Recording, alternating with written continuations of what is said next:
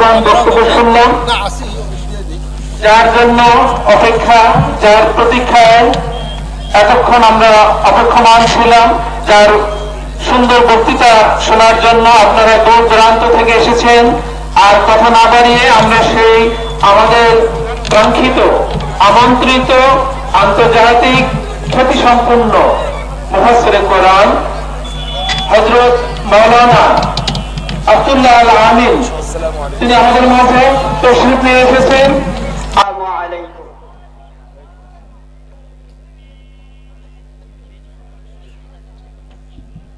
প্রথমে ভেবেছিলাম আজকে মনে হয় মানুষ পাবো না, কিন্তু আমি বসা মাত্রই যে লোক কেমনে যে সব হাজির হলো বুঝতে পারলাম না। লোকগুলো ছিল কই আমি তো বুঝতে পারলাম। এত চালাক আপনারা। সম্মানিত ভাইয়েরা,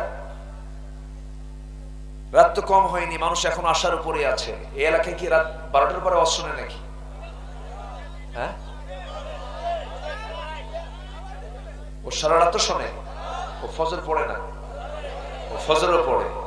সারা রাতের মধ্যে তো ফজর নামাজও আছে।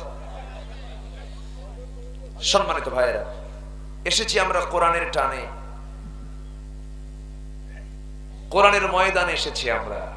আমরা নিরাপদ, আমরা নিশ্চিন্ত, আমরা সম্পূর্ণ চিন্তা মুক্ত। আমরা মেহমান হয়েছি কার? আসতে বলবেন না কার? আমাদের মেহমানদারি কে করছেন? গুনাহ দিয়া না সওয়াব দিয়া?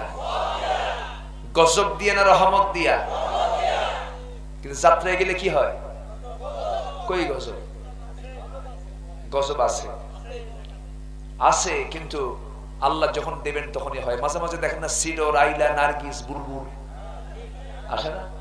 এগুলো কি রহমত না গজব? গজব। অতি ঠান্ডা রহমত না গজব? বলেন বলেন। অতি ঠান্ডা তো আমার দেশে হওয়ার কথা না। অতি গরম এটাও তো হওয়ার কথা না। কেন হচ্ছে এগুলো? এগুলোর কারণ আছে।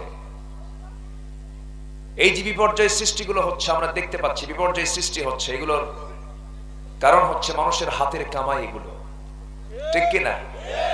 আল্লাহ রাব্বুল আলামিন বলেন, যাহারাল ফাসাদু ফিল বাররি ওয়াল বাহরি বিমা কাসাবাত আইদিন নাস। জলে স্থলে যে বিপর্যয় আমরা দেখতে পাই, অতি বৃষ্টি, অনাবৃষ্টি, অতি ঠান্ডা, অতি গরম, এরপর হঠাৎ করে জলোচ্ছ্বাস, হঠাৎ করে